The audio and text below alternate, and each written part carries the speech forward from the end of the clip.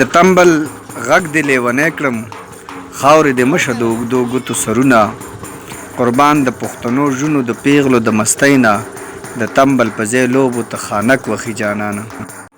د مینې بنجاري دا 80 کلن بابا چې د تیرو 10 کالو نه په کوڅو کې تمبلونه خرڅوي.